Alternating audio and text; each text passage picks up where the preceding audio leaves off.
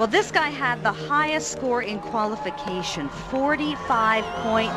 19-year-old SHAUN White from Carlsbad, California, the only guy in this competition wearing a bandana. You know, it's strange. I've always just kind of like had my eyes open to what was around me, you know, and things would just like come in and out of my life, and it was up to me to really dig deeper on those if it felt right, or just kind of, you know, pass and move on to the next thing.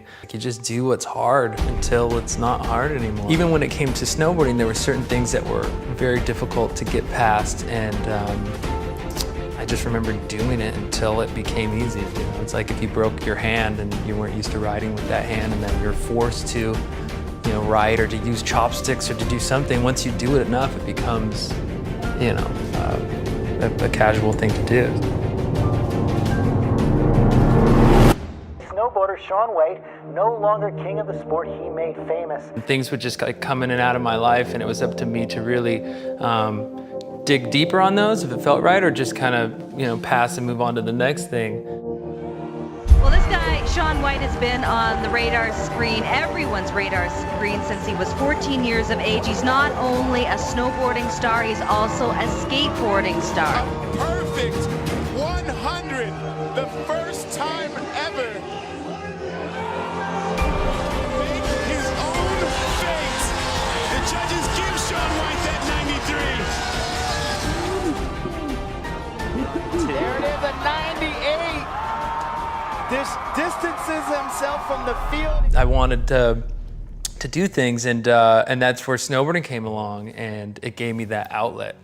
And you know, it was fun, and it was cool in the beginning, and then my parents were like, oh, maybe he's pretty good at it. People around the mountain are telling them I was pretty good, and so they put me into a competition, and it was a race, and I won. You know, I was pretty fast, and so this is like at 7. Yeah, right? like 6, 7, and I'd skied at 4, if you call it skiing. I basically, like, I wasn't allowed poles because I would hit people. I was like really into the Ninja Turtles, and I was just like, I had moves, I thought I had moves, and so yeah, I ended up not allowed poles, and then I would just like go into the trees and they'd lose me, and they'd be all worried about where I was and what would happen, and so they're like, oh, we'll put him on a snowboard. He'll be falling, we'll keep track of him, it'll be great. And so obviously I figured it out pretty quickly. And then they put me in a competition at the local resort up at Snow Summit, and you know, I won, and that gave me this like, wow, I could win something, and then it gave me the, you know, the passion to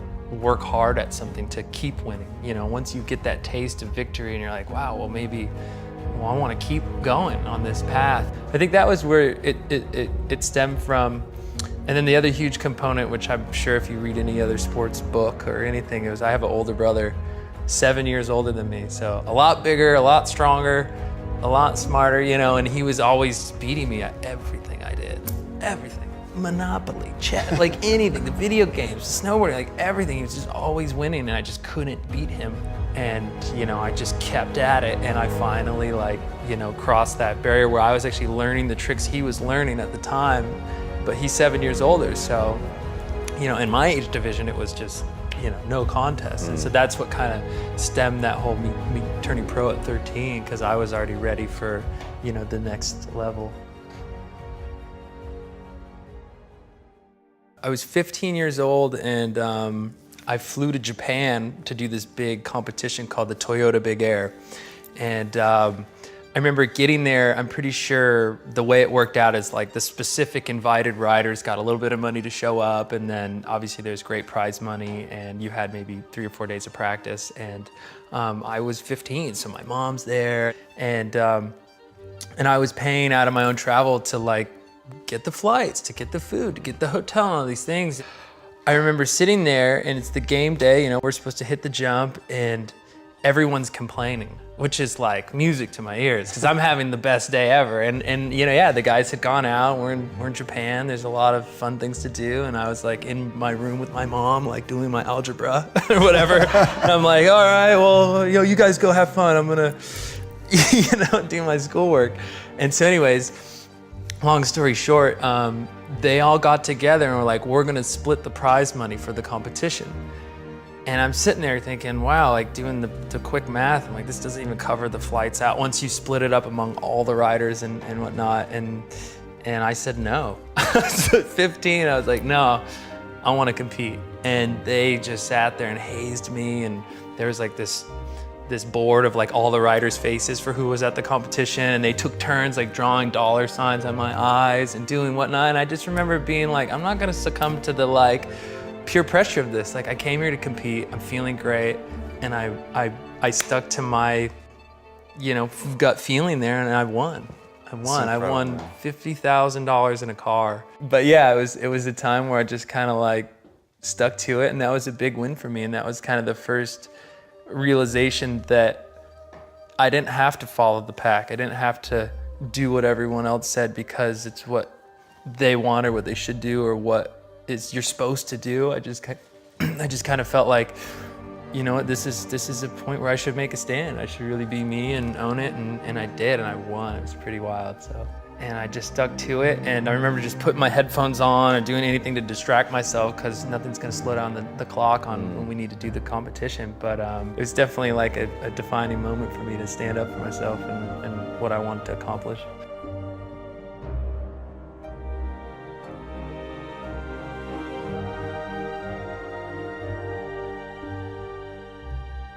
What's the nature of competition for you? Like, what does competition mean? It's a multiple of things. I mean, it's a chance to, I guess, go out and show, you know, the hard work that's been put in, and to kind of display it for everyone. Your chance to show off in a way, and in another way, it's a chance to access some deep part of yourself that is going to do something you never thought you could do or would want to do.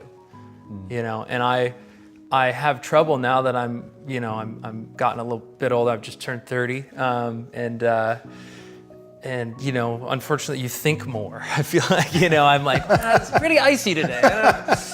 It's a little windy. I feel like tomorrow, and now I got the weather report. I'm like, it's gonna be better tomorrow. We should definitely come back tomorrow. You know, and like procrastinating, but like, you know, it's your chance to do something great, and I strive for those moments, and I wish I could recreate them in the normal life setting, because it changes from I want to do this new trick to I have to do this new trick, and it's the best because it takes that seed of doubt out of your mind.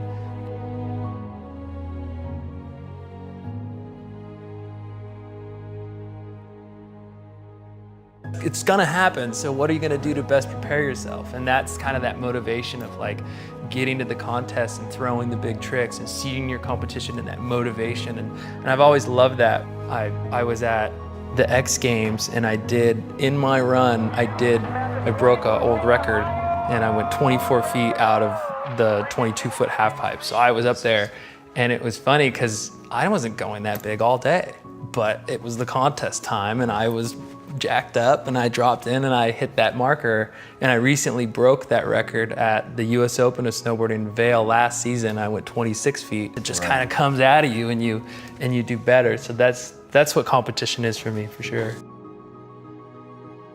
Visualize, definitely. That's kind of the thing for me. It's always been like, well, what's it gonna look like, and what's it gonna feel like, and what am I gonna be wearing, and every little detail. And visualize yourself winning, you know, like, what are you gonna do after? You know, you just project it, and it happens. And I've always kind of like set goals for myself. That's a huge one. Set the goal of like, what do you really wanna do? Like, what is it in the end? For me, I would always set up like a fun goal and then like a serious goal. So one year, one of the goals was like, how many cars can I win? Because like the snowboard contest would give out cars if you won the series. So, you know, obviously, like, yeah, winning the series is amazing. You know, that's a feat of its own, but I broke it down to like, I just gotta win the cars. It made it into this stupid sort of game where it dumbed it down slightly, you know. Does that help alleviate the pressure? A little bit, yeah. I mean, obviously you have serious goals of like, I wanna win the Olympics, and then I wanna see how many cars I can win, you know, and it made it this fun thing of like, you know, taking a little bit of the edge off, because it's such a daunting task when you look at it from like, wow, I'm gonna try to win the Olympics. Like it's such a big thing, and then you really kind of break it down into these smaller things. It's more edible that way. And I don't know. know if I knew what I was doing. I mean, now that I'm a bit older, I kind of see the you know, I can break it down for what was happening, but it just felt like there was so much pressure.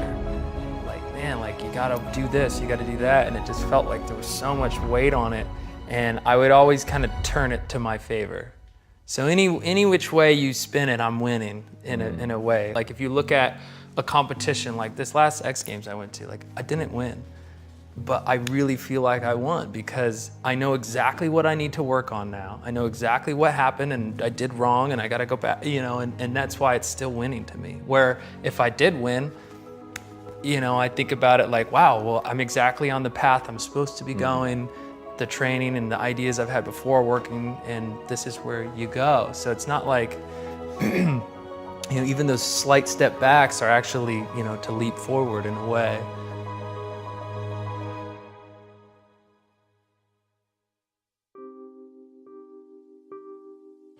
So when do you plan to be at the X Games?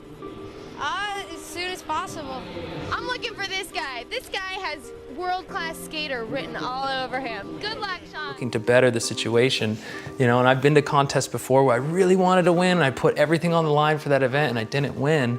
And I went like, man, you put too much pressure on it. In business, you can fail here and there, and it's the same idea of like trying something over and over and just finally cracking the code on it. And then once you get that win, you get that experience and know that you can succeed, it's that like I said in competition, that seed of doubt goes away and you show up to win every time. That's the only option, you know, and once that's the only option, it's even more obtainable. If I asked you to do a feat and you actually accomplished it, you have that knowledge now going back to do it again. Well, oh, I've already, you know, jumped over this, or I've already done this thing in business and it's old news, and you go in with even more confidence than you had that it took to win the first time. So, you know, you have that in you, and projecting that positive thing always just leads to better outcomes either way, you know, and even with pressure as well, when people say like, how do you deal with the pressure?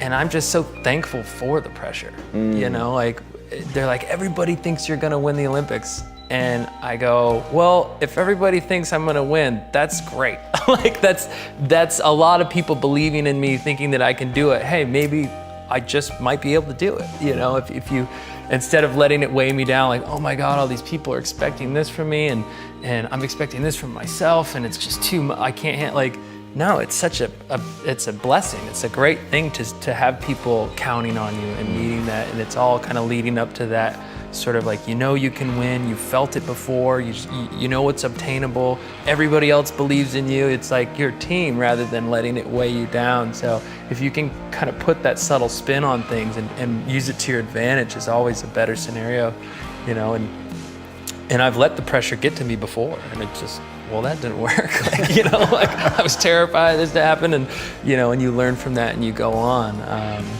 But yeah, there's always lessons to be learned. Even learning tricks, it's the basic thing. It's like a math problem. You're throwing solutions at it and you finally, the numbers work and it clicks and it works out. You know, same with snowboarding and jumps and learning a new trick. You learn the very important lesson and simple lesson of what not to do. And you know, hey, I tried this, you know, you watch the video, oh, I took off wrong, I'm gonna try it again and again and again and again. And you get to a point where you get the confidence, you get the muscle memory, you get the ability to then do that trick. And now it's yours. And then you can do it at a competition when it really matters. The practice, like you said, you know, it's something you kind of get over time. This year, I've decided to do every single competition that I can enter. Just because I know that getting to that pressure scenario when I was younger, I didn't think as much. I would just throw my tricks and that was it. But nowadays I need that extra motivation, that coaxing into it. And to get rid of that seed of doubt, I show up at contests now. So it's kind of like knowing yourself as well and knowing your strengths and your weaknesses and kind of sticking to that. Like, what are you really good at and what are you not? And being real and honest with yourself about it. There's a difference between like working hard at something that you're not good at and forcing it. And that's kind of the inner question you have to ask. But I've always found that to be kind of a truth for me.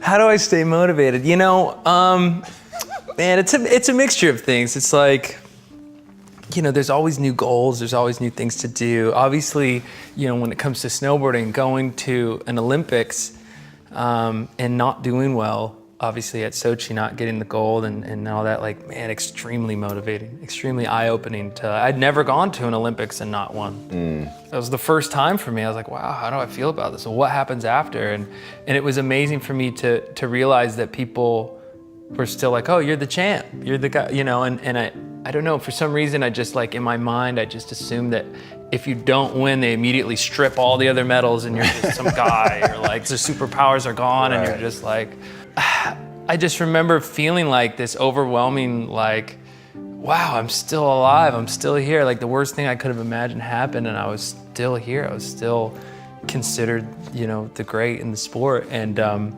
it did a lot for me personally. I was like, wow, I can actually, like, I can lose. And I hadn't lost. I mean, this like reign of like me winning, it's been a long thing. And obviously that was just like one night, one contest, but the world was watching, so it was pretty rough to lose. But you realize that, yeah, it's just that one moment and you gotta get back up, and that's the true spirit of the sport, is to come back. You know, it's like the thrill of the fight to get there, and you become, you know, part of the US team, the Olympics and all that. And it's such an amazing and memorable thing, and then to actually go and compete.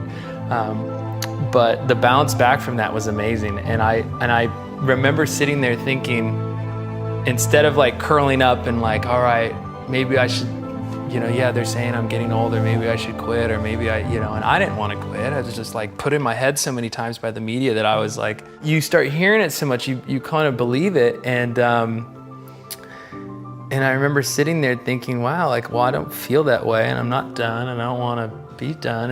And obviously there's other things in my life that were capturing my attention at that time, but I don't know, the thrill was still there, and I had newfound motivation from not winning. And I remember thinking, I'm gonna do more than I've ever done after an Olympics this time around. Because normally what happens is you get this kind of flood of like, hey, you know, this company wants to endorse you, you're the Olympic gold medalist and blah, blah, blah.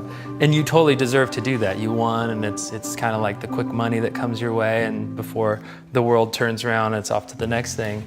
And I wasn't getting those floods of offers. I was getting offers still, but it wasn't like the quick, you know, gold rush sort of scenario. And I was like, well, what do I want to do? What do I truly want to do? And since that Olympics, I mean, in business, man, I no longer ride for a mountain. I'm a part owner in a mountain resort, Big Bear Snow Summit and Mammoth Mountain. And yeah, I still compete, but I now own my own competition series, music festival series. I've changed my boys' clothing line to a men's clothing line because it fits my, you know, vibe of who I am today, not who I was before. And I always felt like snowboarding's been a part of my, it's not me, it's not my life. Like, it's what I do for fun, and it's what I do competitively, but it's not who I am. Pretty much gotta have fun, really like skating, do it for you and only you, not just because it's like, oh, I gotta win this competition, I gotta do this, gotta do this. Just have fun with it and just practice a lot, you know. Try your hardest, it'll come. This guy, SHAUN White, has been on the radar screen, everyone's radar screen, since he was 14 years of age. He's not only a snowboarding star, he's also a skateboarding star. Impact, you know, like I touched on in the beginning, is that, like, yeah, snowboarding is a part of my life, but it's definitely not my life and all that I am. And so I feel like my thing that I would leave is that I hope to be looked at as someone that really didn't, you know, see the boundaries of what you should and shouldn't do, that I just kind of, you know, I did the road less traveled, you know, I did the things that people said couldn't be done. It's kind of the goal for me. It's a pretty damn good thing to leave behind. So that's it.